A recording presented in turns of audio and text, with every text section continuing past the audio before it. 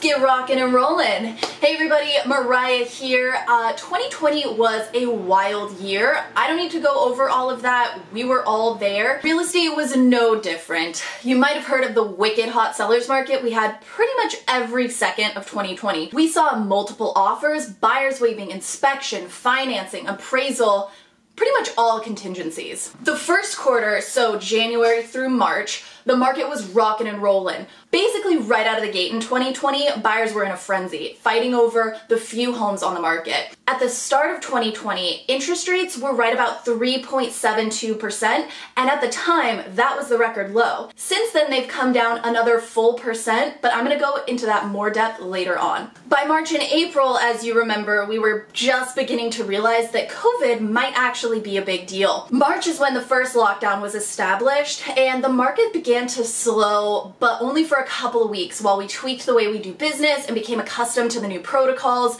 During that time, the Feds also lowered interest rates again to give the economy a little boost during the shutdowns. By May, the number of buyers increased to pre-COVID levels for the spring season, but sellers were hesitant to come to the market and we were virtually sold out of homes. In June, we saw the spread of the home shortage pandemic reach out across the entire state. I'm talking lifestyle, destination markets, and all of the surrounding areas. Practically the entire state was sold out as buyers realized this new working from home thing was probably going to be the new normal. So many people decided to move out where prices were lower, or they could get a larger lot or a more updated home, whatever it was that they decided. By mid-June, we saw more sellers coming to the market, but they couldn't keep up with buyer demand. Heading into July and continuing through to the end of the year, we saw a substantial increase in the number of new real estate listings in Seattle and on the east side, which brought record buyer activity in many markets, with the luxury market also at record transaction numbers.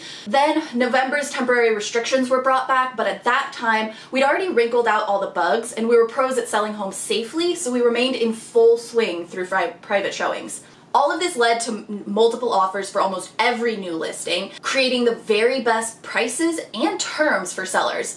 Usually during the tail end of the year, November and December, we see a slowdown through the holidays, but this year was different. While it's true we saw fewer homes for sale, the buyer demand was still as hot as ever, leading to an explosive start to the new year. The National Association of Realtors, or NAR, just put these numbers out. We currently, right now, have 25% fewer homes on the market nationwide than we did this time last year. In 2020, we started the year out with about 1,450,000 homes listed across the country, and at the beginning of this year, that number was down to 1,080,000. Again, down 25%. To zoom that in a little bit and focus right in our backyard, in King County, we have 30% less homes on the market than we did at the beginning of 2020, but the pending sales are up 12.5%. In Pierce County, we have 55% less inventory, but 26% more pending sales. That means the supply of homes is shrinking and being gobbled up faster and faster. Now, there is some speculation that the inventory squeeze will ease somewhat as we move into the new year for two reasons.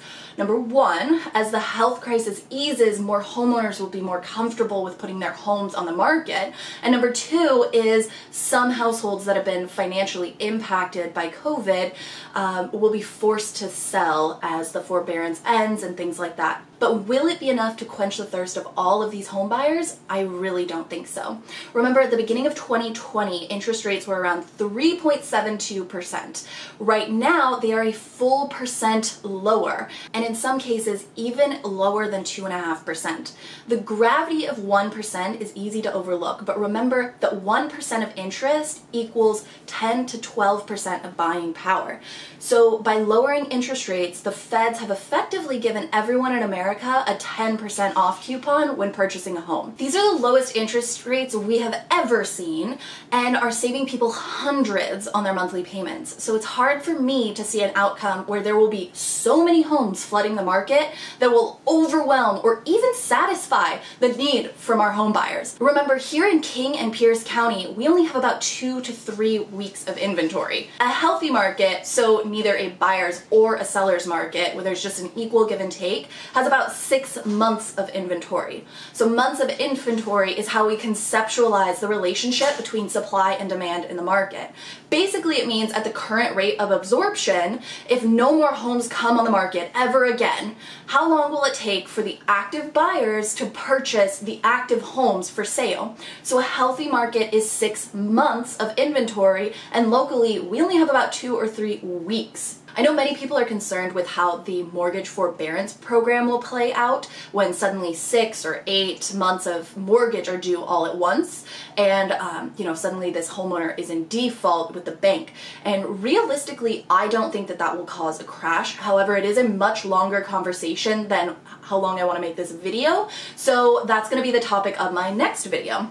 To sum it all up, last year was crazy. I expect this year to be just as crazy. As we head into the summer months, I do expect to see a seasonal increase of listings as we see every single year. So if you're thinking about selling this year, I would definitely start having that conversation now so you're ready in the next 1, 2, or 3 months to get your home on the market. That way you don't have the extra competition that we're expecting to see come summer. That is it in a nutshell. Thank you so much for your time today and watching this video. If you have any questions or are curious what it would look like to sell your house this year, please feel free to reach out at any time.